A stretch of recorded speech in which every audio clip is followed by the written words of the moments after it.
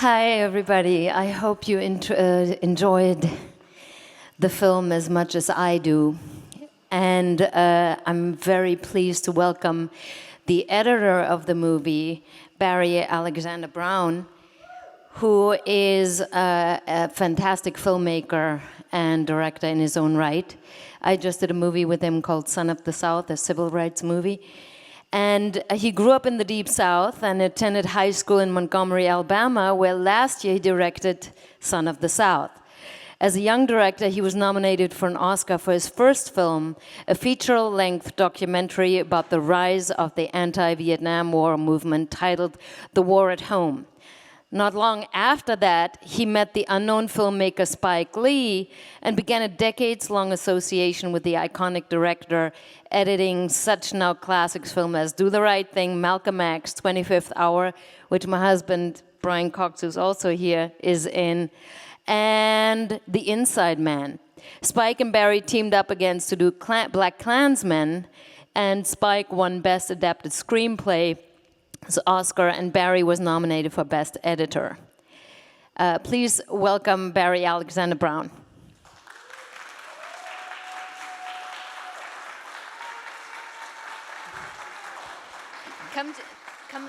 Maybe you go here. Yeah. All three seats. No, because James is going to do the question. And then we have James Powell. He's a graduate of Hampton University.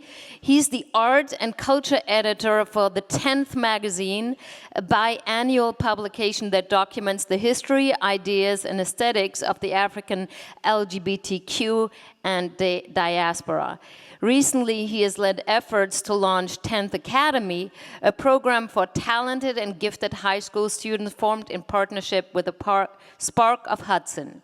James is a key organizer of the Hudson Emergency Artist Response Team, HART, which awards grants to help Hudson-based BIPOC, Black, Indigenous, and people of color artists weather the COVID-19 crisis. He also serves on the program committee for the Hudson Area Library, has curated artist talks at MoMA PS21, the Hudson Eye, and PS21 here, and is a contributing writer to the International Review of African American Art. Please welcome James.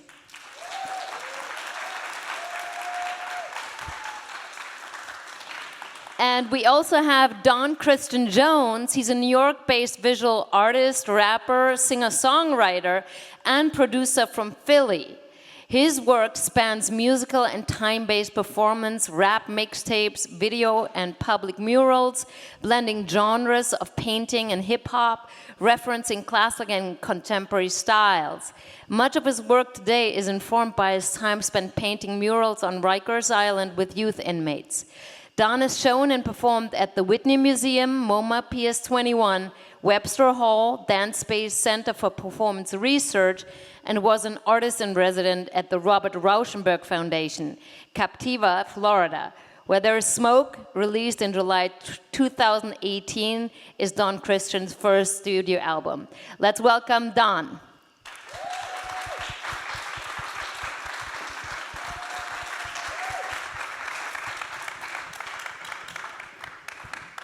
Good evening, everyone. Thank you, Nicole, for that beautiful introduction. Those are always interesting to hear when it's about yourself. You kind of, is that me?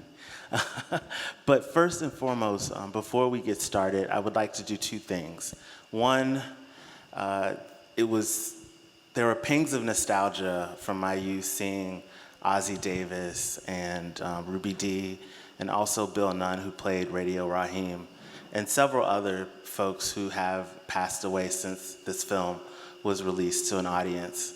It also, in the end, when we looked at the dedication page, made me think about the countless names that we have turned into hashtags, but also names that we don't hear about, that have not been remembered or celebrated, who either fought or became martyrs in this movement against global violence. So I'd like to take about 10, well, let's say 5 seconds, because 10 seconds is a long time.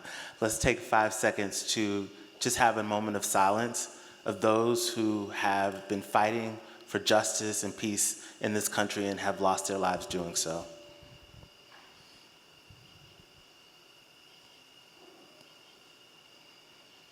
Thank you very much. I also want to say thank you to the audience because during the pandemic, I think, I know that these two gentlemen that are on the stage before this happened understand the importance of the audience. But we've been living in quarantine and we haven't had the privilege of being together as a community in person. And so, although I think this is the best thing you could have done with your evening, I'm happy that you are here, and we hope to make this both informative and as interactive as possible. And we'd like to get to know some of you later, who you are in the audience, and what your reaction was to the film tonight. So let's get started. And I'll start with Barry. Sorry about that. Barry, I was really excited to know when I was first, I had known about your work for several years, but I always was like, this guy is from the UK, and which is not a bad thing, but one of my professors who does a lot in Southern folklore said if you scratch a little bit harder, you can always find some Southern roots.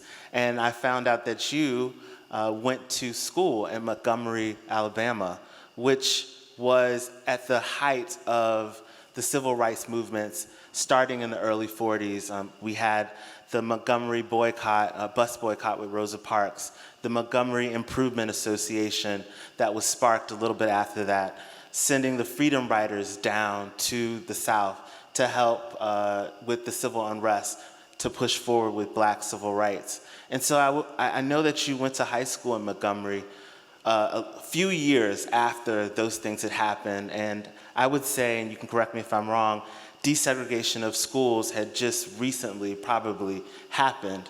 And so in looking at the context of who you are as a film editor in your process, I'd like for the audience to get to understand your perspective and what some of your first experiences with human rights and black civil rights were in this country. Well, I was born in England, but I didn't grow up in England. And both my parents are Americans. And my mother's family moved to Alabama in 1818. So I mostly grew up in the Deep South. I wrote and directed a film last year called Son of the South. Nicole is in the film. Because I wanted to do a film about the South that I grew up in. And it's about this guy named Bob Zellner, a white guy. His grandfather was in the Ku Klux Klan at that moment in time, in 1961, the time of the story of the film. And it was a time in which a lot of things were happening in Montgomery, such as the Freedom Riders coming in May of 1961 and the riot that happened there.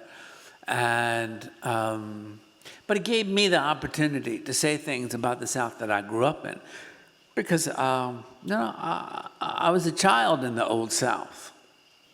And you're right, when I was in high school in Montgomery, I went to a school called Lanier. Now, Lanier had 2,700 students, and it had 27 black students. It was the first year that they allowed black students at the school. So I grew up in a very, very, very segregated South, and it was a South that, had a lot of contradictions. On one side, it was a very funny place. A lot of people with a great sense of humor, but it was also a place that was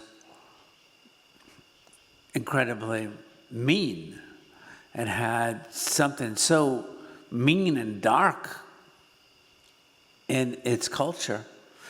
There was just a kind of violence that lived in the place, and it was the kind of violence that you don't grow up and then see every day, but you feel it on some level, I mean, if you would have asked me when I was a kid, if you had said to me, black people can't vote, I would have said, yeah,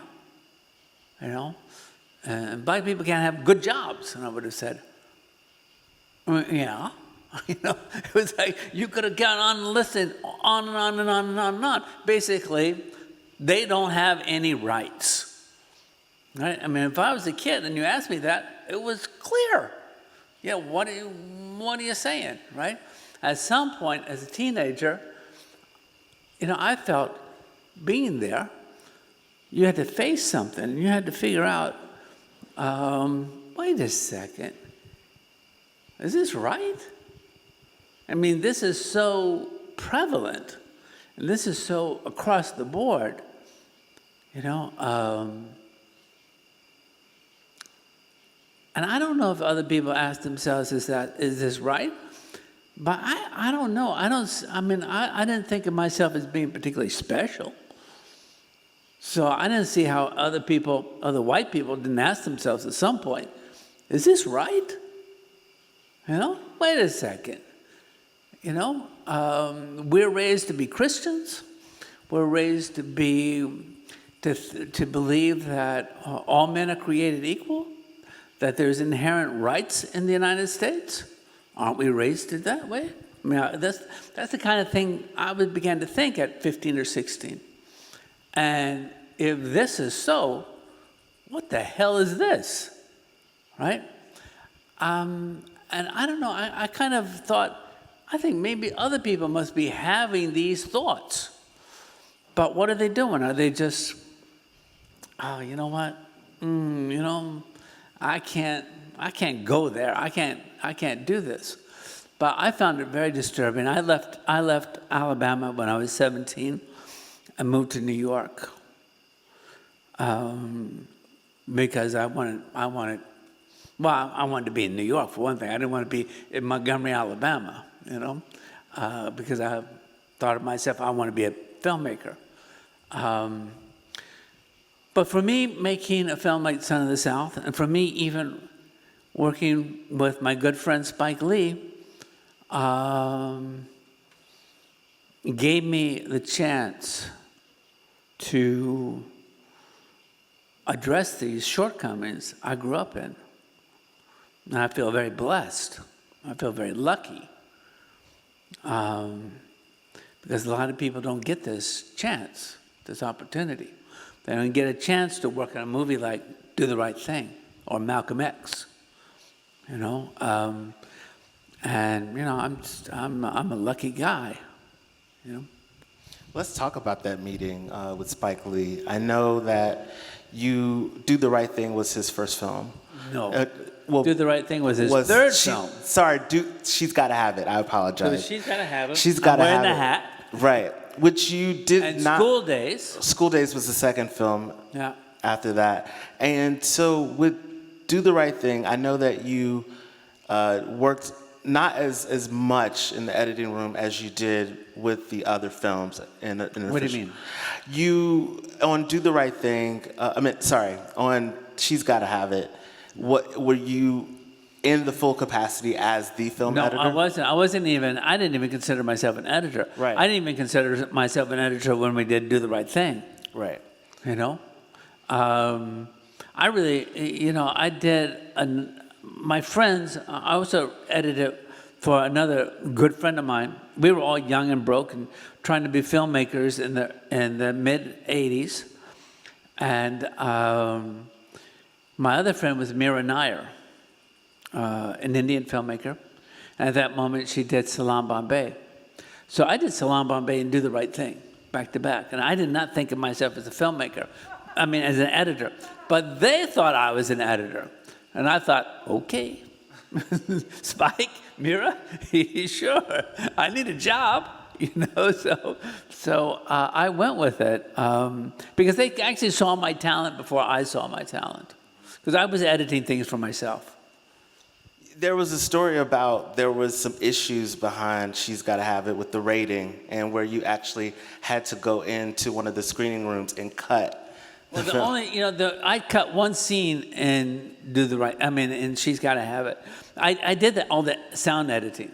Listen, we were really young and we were really broke, both of us, Spike and myself. We actually had a conversation about that just a few days ago. Because I'm working with Spike again. I still work with Spike all these decades later. But he had this one scene, the scene where Greer, the really good-looking model guy, and Nola have sex in the bed. And Spike had shot it in a way that he thought it was just going to work in the camera. And he was not happy with it, and he didn't know what to do with it. So he said, can you get a shot at this and see if you can make this work in some way? So I did something, and Spike liked it. But that was the scene that kept getting the film X-rated. And we kept sending out recuts to the MPAA to get not an X rating, but an R rating. And finally we had to say, what is the problem? You're telling me that there's this and this and this, but this is not true. They're basically almost silhouettes, and we pushed the color correct in a way that these two dark bodies was against a white bed, so they would really be silhouettes. It was, more an artistic choice than anything, right? And so we said, okay, just give us the shots that are the problem. And they gave us the shots, and we recut it, and we sent it back out. And weeks go by, and in the meantime, my first wife had our son, and we actually left New York for a couple of weeks, and I came back 2 weeks later, and She's Gotta Have It was opening up. And I called Spike up, and he says, "Oh man, thank God you're here. We got a problem." The film is opened up, and like you and I just thought, well, we're going to get an R rating now, but the rating board, the MPAA, they're flipped out. They said we got to cut half of that scene out. We got to cut the second half out of it, and you got to go up to the cinema and cut it out, right? Actually go up to the cinema, because there's already been 2 screenings of the film. And so I said, well, wait, are they going to let me do that? And I said, they're waiting for you. So I went up. And, when that reel came off, that scene was on, I cut it, And Olatunji had done this drum thing against this scene. I was thinking, I wonder how that's going to cut. Because, you're cutting blind. But, so I hung around until the next screen just to see, is this okay? And it was fine. It was amazingly fine. One thing that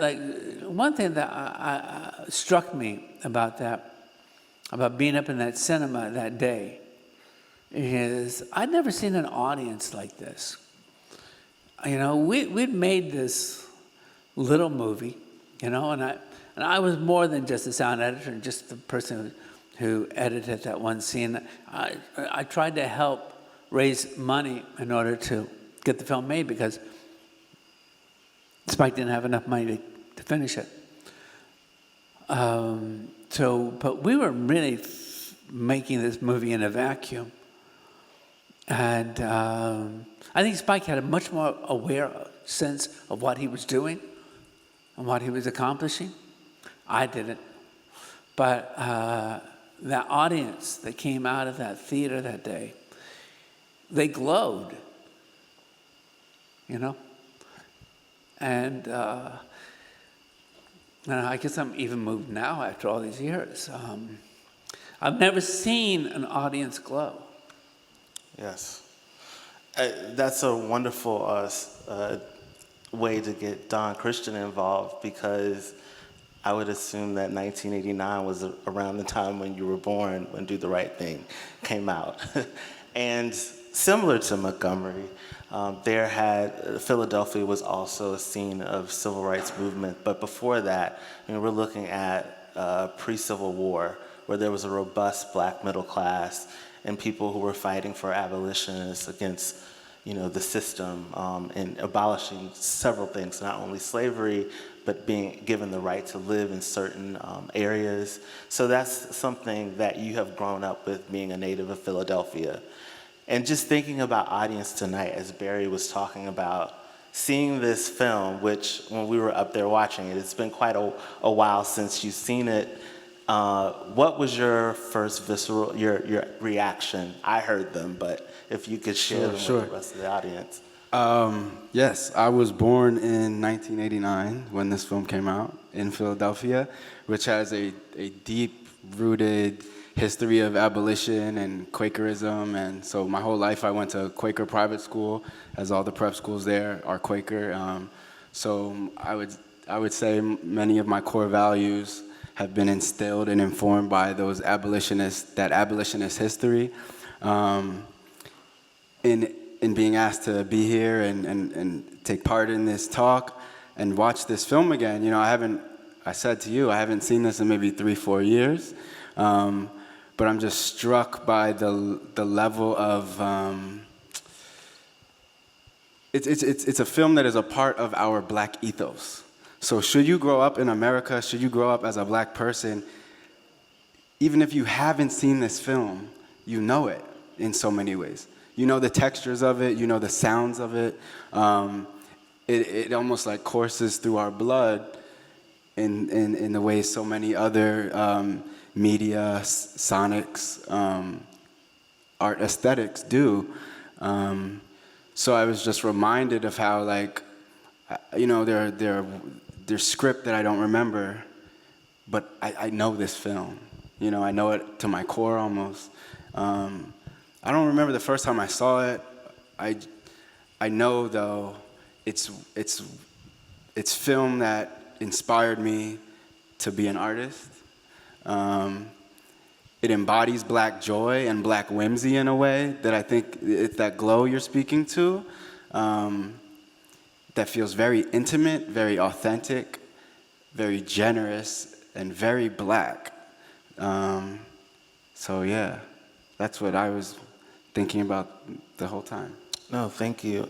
Barry, you know, when the film was released to the public audience, there was a lot of criticism and fear that this film would incite a lot of violence in the theaters. Fear by white people.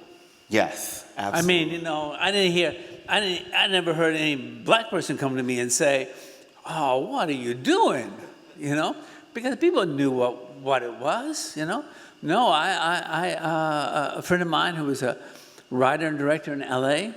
and he was doing a film about a comedian in Vietnam. And I said, well, come over, you know, I got to screen the film at the lab, you know, to check out certain technical things. And I said, come over, you got to see this guy, Robin Harris. He is genuine, he's the real deal, and he's like mind-bogglingly talented.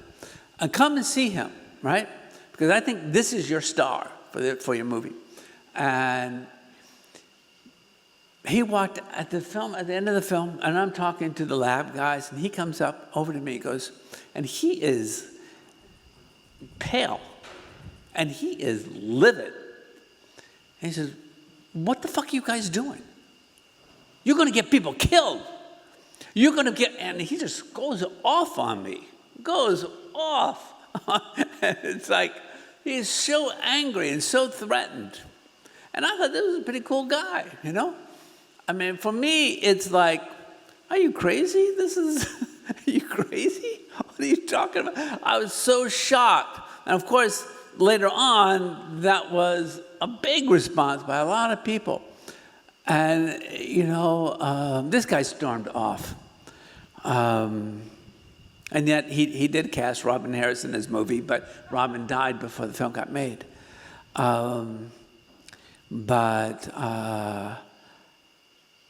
You know, I had to walk away after that encounter and say, what was that, right?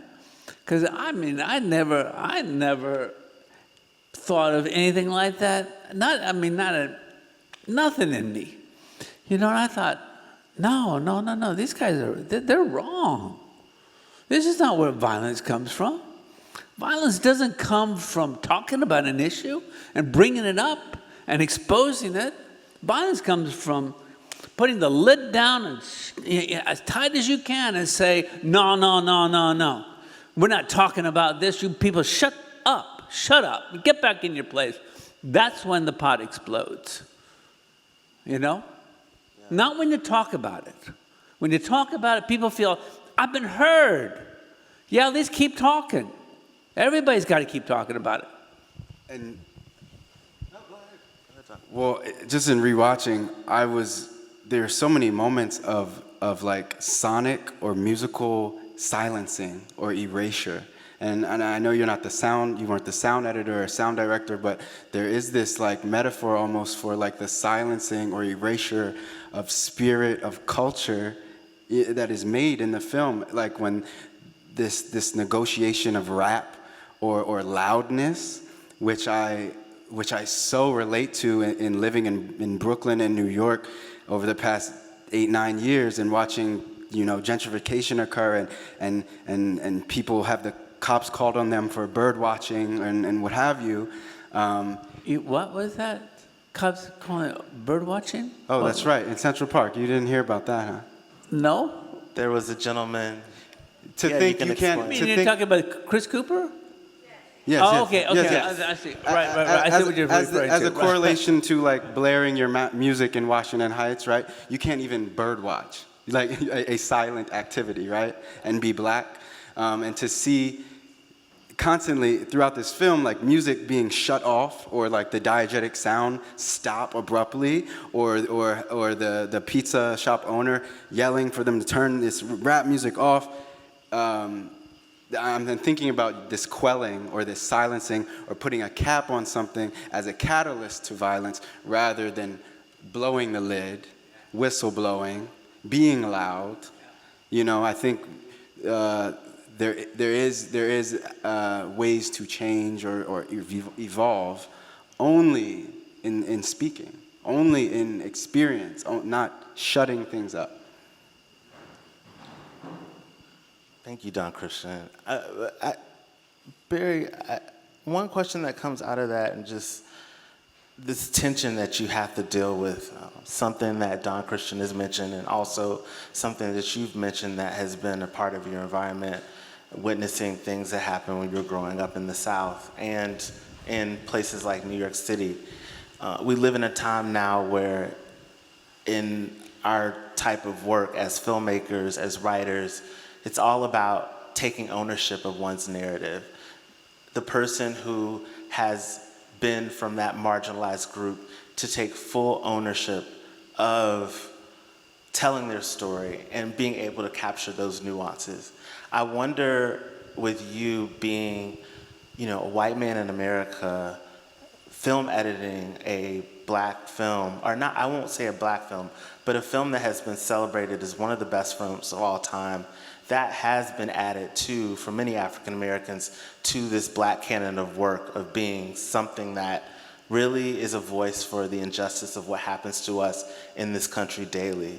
How did you ever, when working on any of Spike's films, which really are talking about the diversity of the diaspora and sort of the tensions that occur around it, did you ever have any challenges with that and thinking like, am I the right person to be editing this film? And I mean, because the person who does this really had to capture those nuances of what it is to be black, the lighting, the pace, all that is a part of something that the film editor has control over, I would imagine. Well, no, I mean, still there's a script, and it's come to me done, Spike has written it, Spike has shot it, the actors have acted it, and when it comes to me, it gets broke down into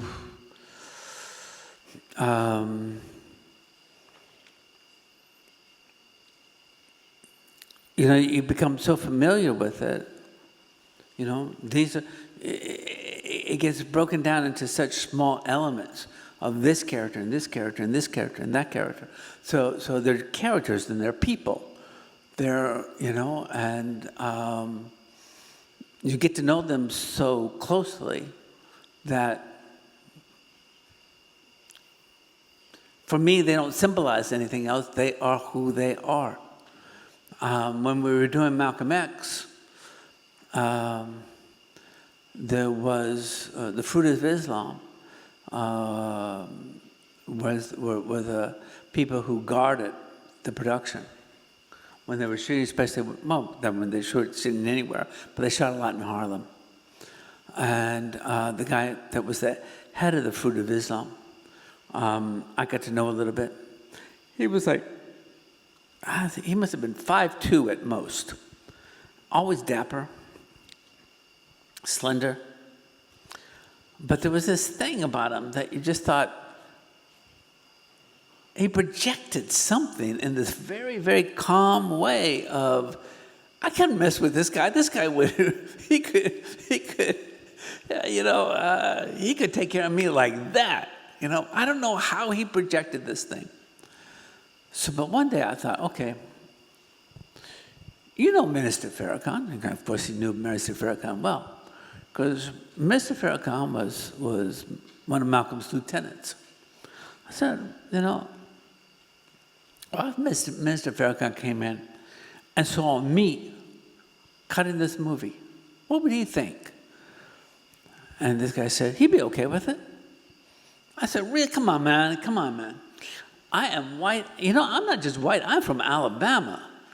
He goes, yes, you're white, but you're not of the lily. And I thought, oh, okay. So he's telling me I'm not lily white, But finally, for me, as Spike and I are friends. We became close long before we made any of these movies because we had a shared idea of movies, actually, and probably a shared political idea. And none of this ever came up in terms of, are you the right guy? I mean, I'm the right guy because we're close. And he gets me and I get him, And as artists, we get each other. And now, after all these decades, we don't do every film together, but we're working together right now. And there is a shorthand between us that you develop, that you hopefully develop with somebody, that you can work with really closely. There was on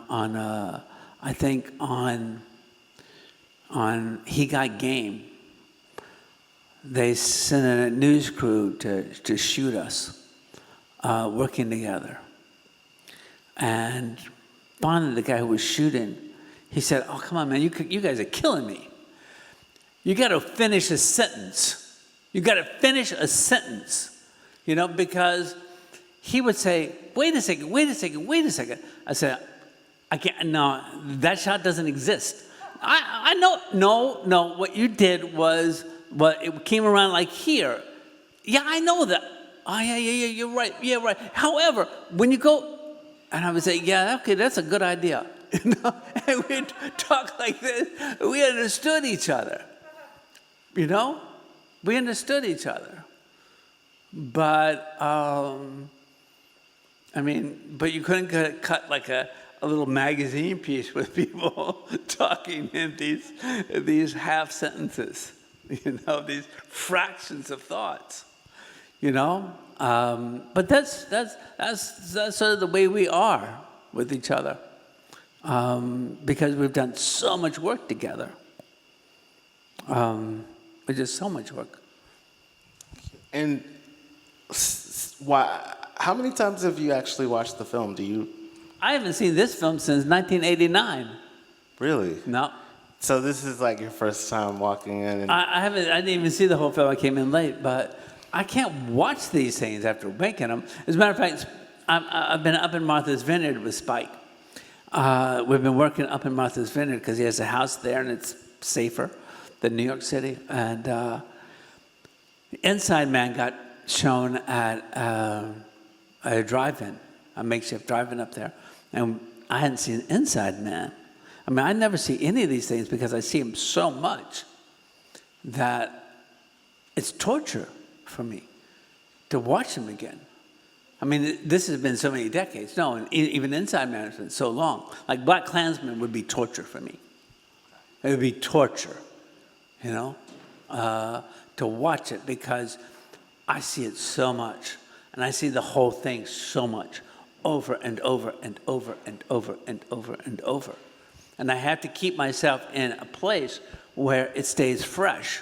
I can't allow myself for it to get old. And, but there's a point where it's like, okay, it's done. I don't have to see this anymore. And then it's painful when that thought hits me. Then watching the film is painful. Just, I guess, knowing the subject matter of the film and understanding what is going on right now in the United States, how do you think the film, how would you like, if anything, maybe there's nothing, but how would you like the film to translate to the audience? What would you like it to say? Do you want it to... Oh, I think it says the same thing it did in 1989. And I mean, and I think there's more people willing to hear what that says. We're really willing to hear what that says. I mean, that's what I see out there. You know, I see many more young white people out there, you know, in a way that I've never seen them. Never, ever, ever. You know, and so I don't think, I mean, I think it translates, I think its immediacy is the same as it was in 1989. Right, thank you. DonChristian, you were saying earlier, this is one of the films that inspired you to be an artist and to do some of the work that you are doing now. And so, sort of going off on the quote of the organization that you just formed in response to COVID-19 and also the political unrest, necessity is the mother of invention, and its daughter is public assistance. And so could you talk a little bit about how this film resonates with you today and how it has informed you in the work you're doing as a performance artist, and any parallels you can see with the work you're doing with public assistance as well? Loaded question. In watching this again, I'm reminded of, yes, how pertinent, how timely, how the same things may feel. I also feel like, you know, the way it ends, it's almost like Groundhog's Day. In its narrative, almost, regardless of whether I watched this movie last year, 5 years ago, 2 years after I was born, what have you, it's a movie that I live every day, you know? So I feel like there's a place of privilege that comes from being able to tap in or tap out of this subject matter. And I think perhaps I haven't watched this film or films like this for its triggering nature. As whimsical and as musical and as lively and vibrant as it is, a part of me, after seeing it tonight, wished it would hit harder, because, as you said, you know, since COVID and everything before COVID, I don't even like to talk about things in this pre- and post-COVID world, because all of the stressors and anxieties and oppressions that were plaguing me and my hyper-local community of family and friends are the same, if not just a little bit worse. So I started this mutual aid hub network for which we paint murals and community garden, and it's been this 4 or 5 month process of working together to build and just kind of preserve a culture for ourselves, nourish one another in Crown Heights, in Bed-Stuy. So like all these street scenes, it's like I'm looking at my life, my house, my blocks, and the way life is there now and the years leading up to now feels worse than that movie feels. It feels dirtier, and not in like a cleanly sense. It feels like torrid. it's hard to talk about. So, I'm sorry, what was the question? I think that you answered most of it. You know, like, Just- with regard to public assistance, I just piloted this 4-week mural program with 12 local youth from Crown Heights. They're all black by chance. 13 through 18, we paid them 18 an hour, 4 weeks, 5 days a week to devise, design, research, and paint a mural on the side of our building. And it was a beautiful endeavor, like one of the first mural projects. I've had the pleasure of being able to stay there after the fact. Like, I get to see these kids ongoing, like their parents send me them every day. I get to maybe do another one with them. The week before the dedication, one of my youth, Kenneth, was accosted by 5 undercover cops, thrown against the wall that he designed and was concurrently painting, handcuffed on the wall, patted down, harassed, and then they proceeded to joke about how expensive his sneakers were. How could you possibly afford those sneakers? They were 5 white officers that are not from Crown Heights. He'd never seen them before. And the nonchalance with which my students, my youth, told me about this incident the next morning was really what blew my mind. And I lost it. But to think that they could tell me this story as if no one would care because they're so used to it really blew my mind. Literally on a mural about police brutality, gentrification, this boy was thrown up and handcuffed on the wall. So, you know, and 2 nights ago, I'm listening out my window at a domestic dispute amongst 2 neighbors literally across the street. One neighbor hit, I guess, my other neighbor, and the other is running across the street yelling, "Go get the gun, go get the gun, go shoot her, go shoot her." So I come out of my house just to sit on my stoop, just to watch, just to determine for myself whether I'm about to watch my neighbor get murdered. And this is on like the apex of gentrification in Bed-Stuy. You know, there are skaters, there's like granola, crunchy folk, a community garden, a biker gang, a trap house, all on one block, and a storefront church. So like the nature in which I'm existing, my family and friends in Brooklyn right now, it's so bizarre. It's absurdist almost. And as whimsical and movie-like, you know, there's these elements of like Gershwin, like score, like sometimes that come in and out, interspersed with the rap and the jazz that lighten the load. And I don't know if that's for the white gaze. I don't know if that's for black people to feel a little bit better about what they're watching.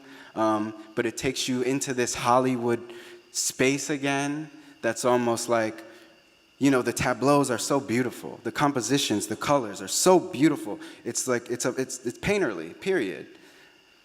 It removes you from the actual violence. The nature of these riots and protests and window smashing that I've seen firsthand in the past 4 months is rawer than that. But I know the impact and the importance of that in 1989. And so you would agree that, do you agree that in a nutshell what you're saying, escapism has its importance for the black body, even, you know? It's funny, the notion of escapism with regard to the black body, the indigenous body, it's almost like not even escapism. It's just like a means to joy. It's a means to finding radical joy and peace. If outsiders can deem or call that escapism by their own definitions, sure.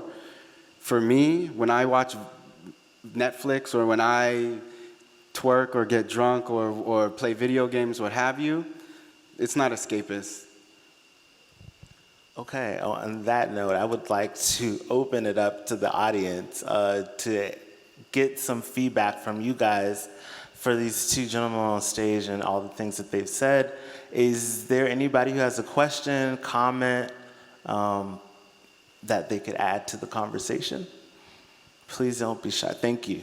You should stand up.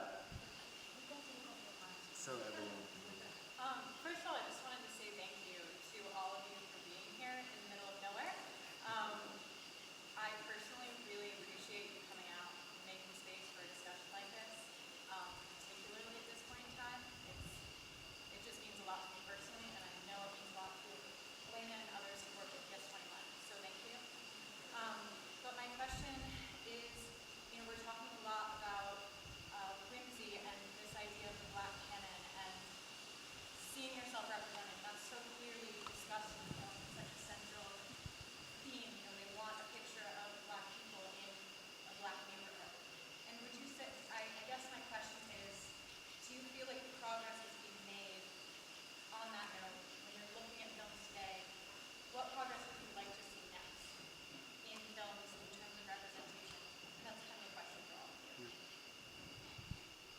One of you got to answer. What would you like to see? Do I see progress being made? No. Perhaps in ways of technology and form and aesthetics, but not socio-politically and not spiritually.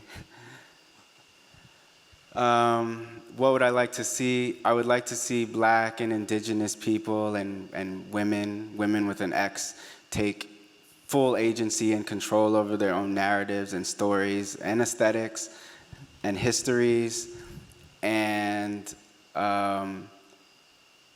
make work, whether that mean like exercising or cooking for oneself, or making work, whether it be a book or a painting, without the white gaze in mind. I remember that quote from Toni Morrison where she said she first felt free when she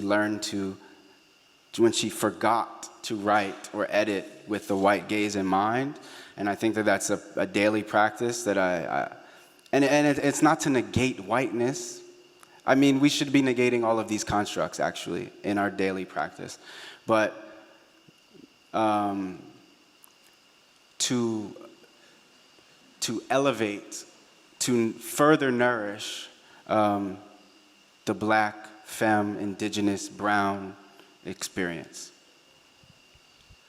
Thanks, DonChristian. What I'd like to see is, in the work that I do, I spend a lot of time in the archives. And I think that right now, in contemporary, filmmaking, a lot of the focus has been primarily on narratives surrounding the transatlantic slave trade and Black people as a victim in this country. There's such a rich history that we largely do ignore. We were talking about escapism. I think there's actually value in that.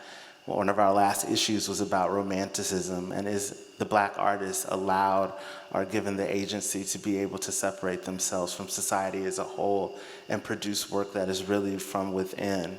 I'd like to see pieces about, the Florentine Duke, Alessandro de Medici, or films about Pushkin, and people who were in West Africa and East Africa are about ancient Kemetic traditions. Blackness exists everywhere, and it is not always embedded in struggle. It is embedded in something that is beautiful, that is not always a reaction to something that is happening that is bad. And I think if you look at, and that's why I love that at the 10th we do focus on the diaspora, the African diaspora, because in different geographical locations, race had a different place.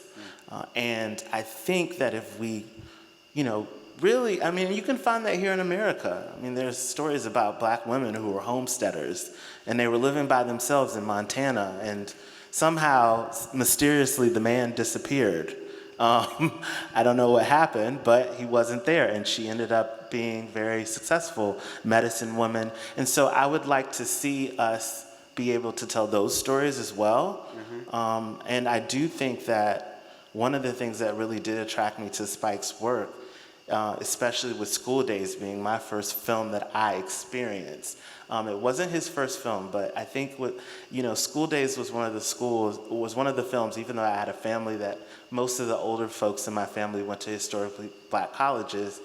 It was watching that scene and watching, this musical of these people having fun at school, and there were all these Black folks singing and talking about the history of this fictitious university and the challenges that they had to deal with. Really, really, really made me want to go to Hampton University, which is why I included in my biography. That movie made you want to go to Hampton? That was part of, I was watching it, and I know this sounds really, really cheesy, but I was up late watching HBO and Cinemax, probably for reasons I had no business doing, and there was this scene, and Spike always leaves you with a question, right, at the end. And there was a scene in School Days where Lawrence Fishburne character, and I think several of the characters, he was ringing the bell at Quadrangle and Harkness saying, "Wake up." And as the sun was coming up, the sun was The end of the also movie, coming at up the in my very end house. of the movie. Yes, the very end of the movie. And I was like, oh, this is a sign from the universe. The sun is coming up in Virginia, and it's also coming up on this film. I need to go to a black school. But I digress. I really do want to see more films with that. And just understanding the whole fullness of black life. The whole plethora. Afrofuturism, Yes. black eroticism, Afro abstraction, Yes. black art house. I want to see it all. Yeah, absolutely, absolutely. I would love to get more questions. Ms. Shanika McIntosh? Yeah, I can hear you.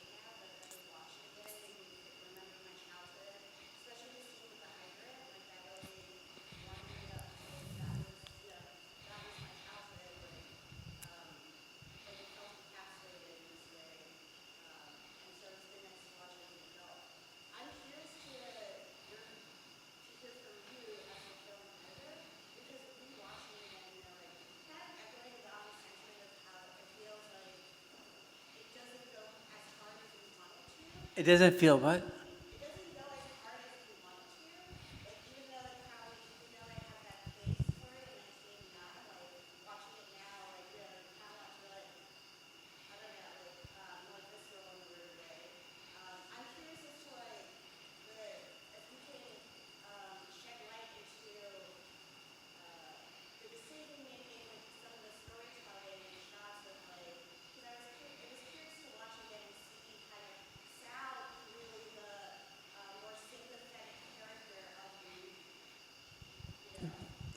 What's the last? The more sympathetic what? Sal seemed to be the more sympathetic character of the movie. Wow, that's how you feel?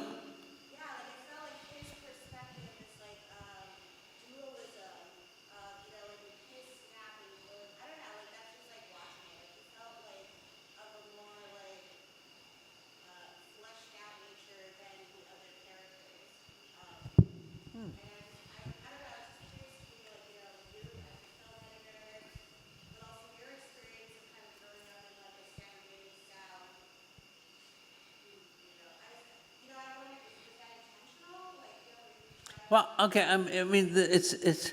I mean, I suppose I've heard before people talk about Sal this way. I mean, for me personally, he isn't the most sympathetic character. You know, and certainly when I was working on the film and cutting the film, I didn't think of Sal as the most sympathetic character. I thought maybe his younger son was more sympathetic than Sal. And in certain ways, I always thought of the mayor as being the most sympathetic character. You know, I mean, he was a guy who had a drinking problem, but he also was the guy who had a certain perspective on life. He's like the oracle. He is. To me, the mayor was always the moral center of this piece. I looked at Sal as a guy who was incredibly flawed. But I know that I was in places at that moment in time when the film first came out and people were arguing over the movie. And they were arguing about who Spike was and him as a director and him as a filmmaker and him as a black man. And they were talking about Sal. You know, in a very similar way. I said, do you think the character of Sal, do you think that Danny Aiello, he made up those lines? You know? That came out of Spike Lee, that character. He did. That was born there in Spike, and that guy lives inside of Spike, not Danny Aiello.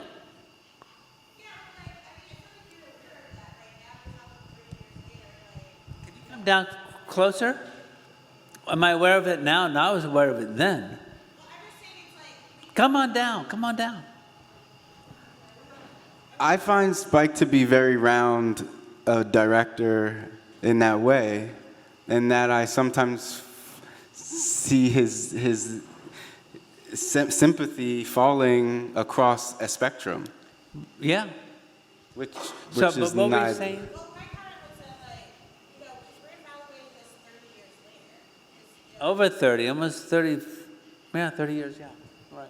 30, 31. Yeah, you're right. I was born the year it came out, too. But, you know, so, like, looking at it now, it's like, you know, it's like rich history when it comes to cinema. It's like, you know, making these comments here, maybe of, like, you know, that this came from Spike.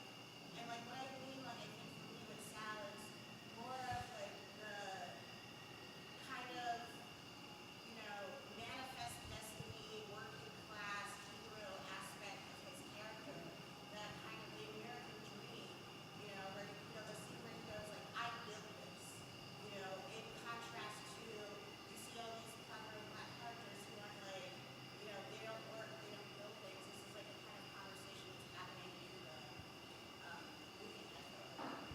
which I guess is why, like, I feel like, I don't know, like, it just struck me watching it again as an adult and seeing Sal portrayed in this way in contrast to, like, the other black characters.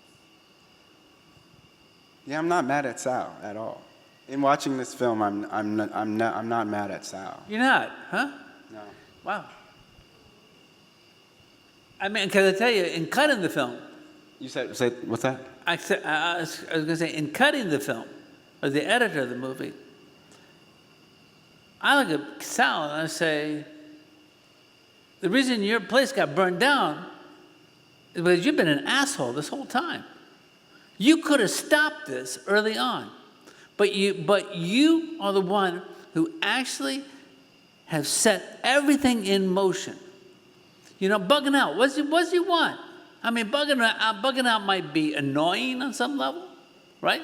What does bugging out want? Sal, why don't you put some brothers on the wall, right? And Sal overreacts. He overreacts and kicks bugging out of the pizza place, right? And he's constantly overreacting. Constantly overreacting.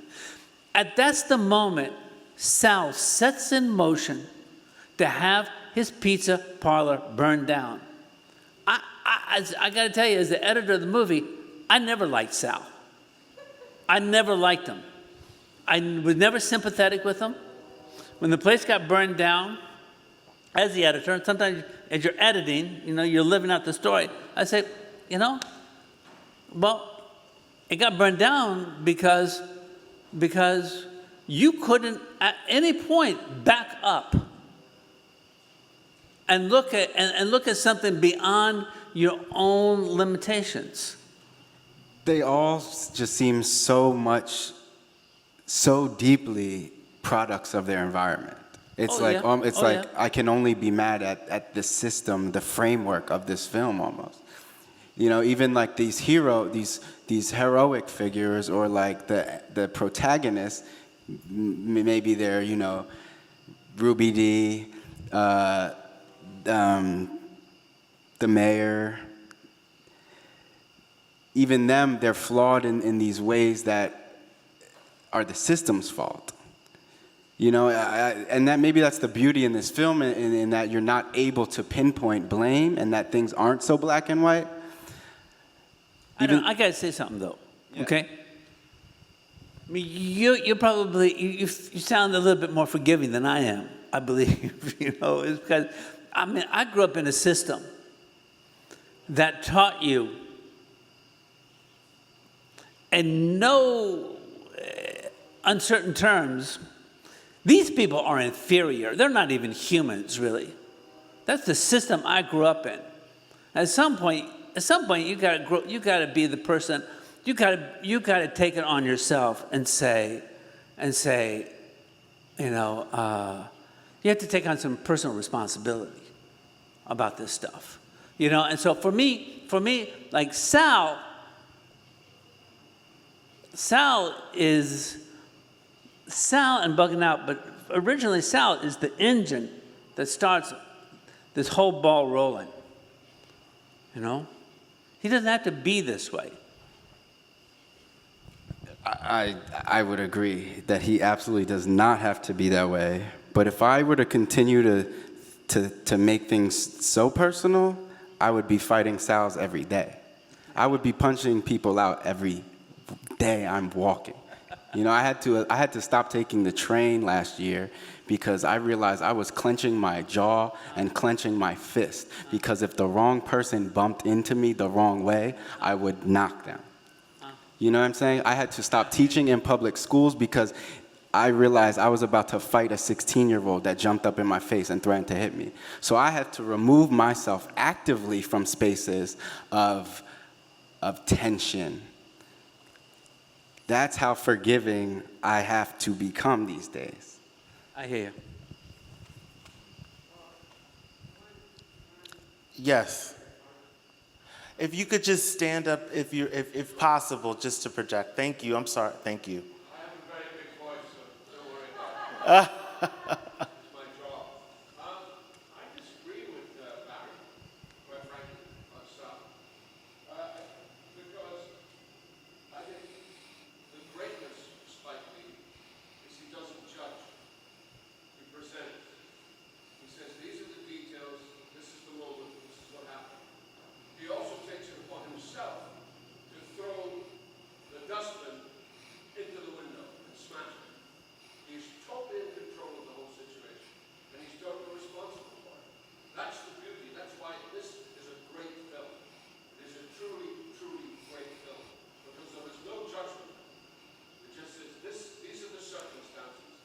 These are the way these people were living. It's horrific, but this is the conflict that goes on. Also, the heat plays a great factor in all of that. Yeah, he does. It does. And that's what I don't know why Barry's taking this thing against Sal. I mean, I can No, I'm just saying I don't think he's the most sympathetic person in the film. I don't think he's the most sympathetic person either. But there are many sympathetic people in this, you know, in this group. I think Ozzie Davis is fantastic. I think that is a great character, you know, and it's the voice of reason.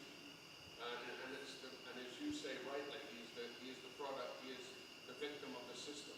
So obviously the victim of the system. It's a great film. It's a truly great film. But also, I'm saying is that this film, and one of the beauties of this film is a beautifully told story, in that it's dominoes. One thing hits another, hits another, hits another, hits another, hits another. But the first person that knocks down the first domino is Sal. It is. Yeah, he pulls out that baseball bat in the first scene.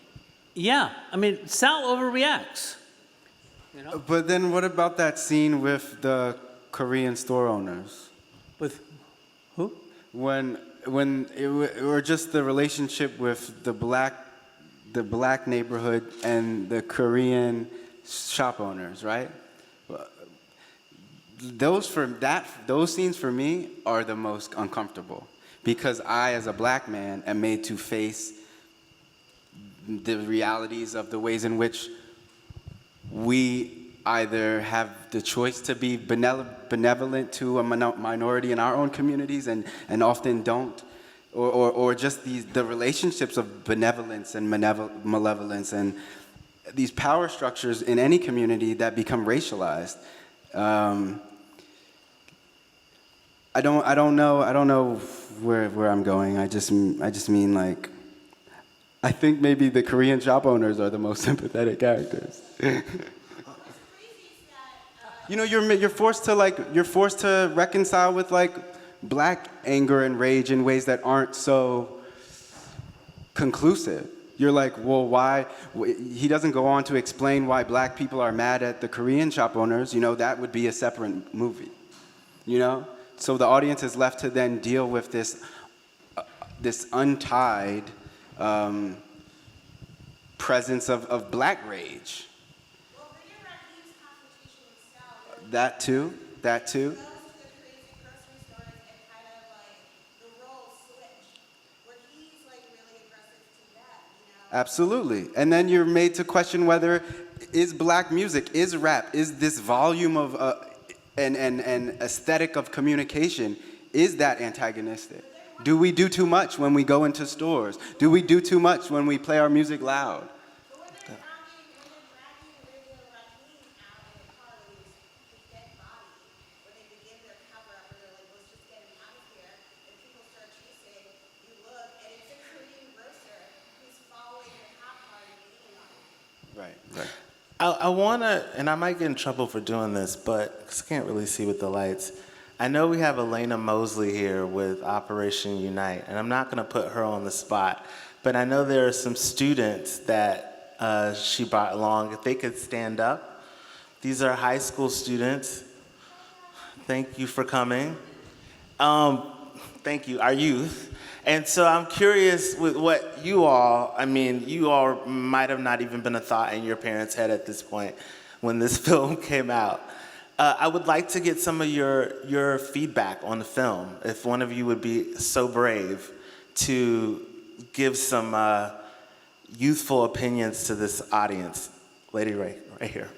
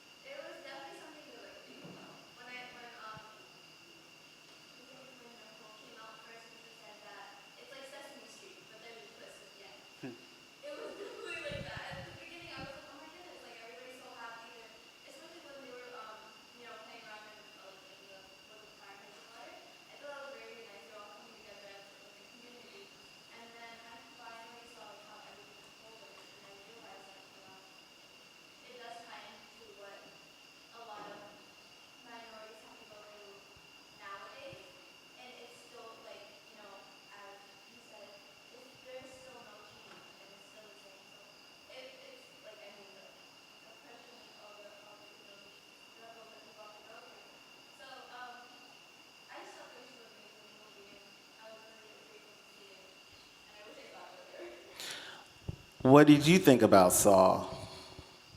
Sal, yeah.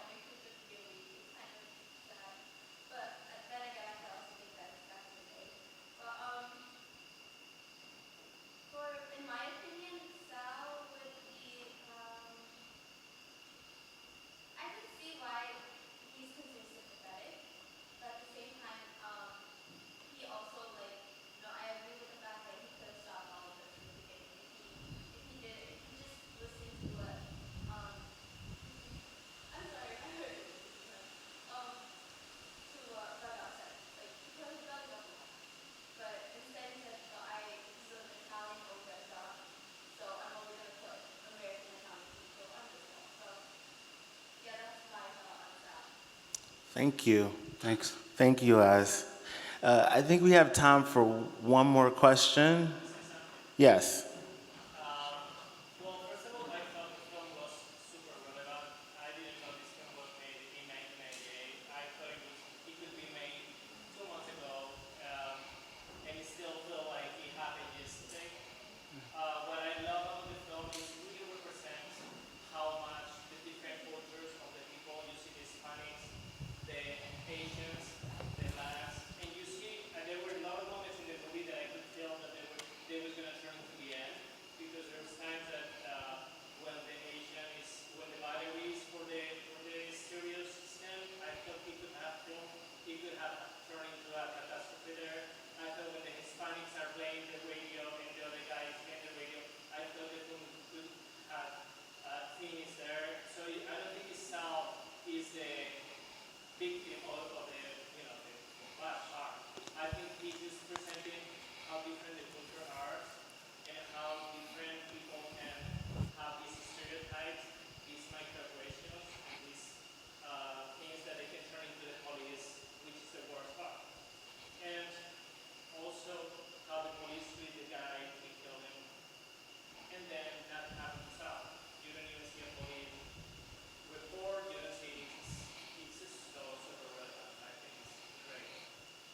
Thank you very much. Elena is up now, so I know that means closing remarks. So, yeah.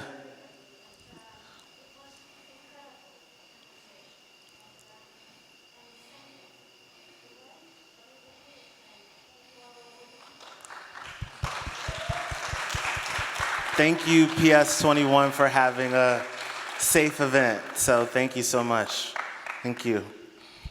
And I think that means it's time for us to go, but you guys can stick around, I guess, or... Yes, please stay with us for a drink. Okay, I think that's for everybody. All right, good night.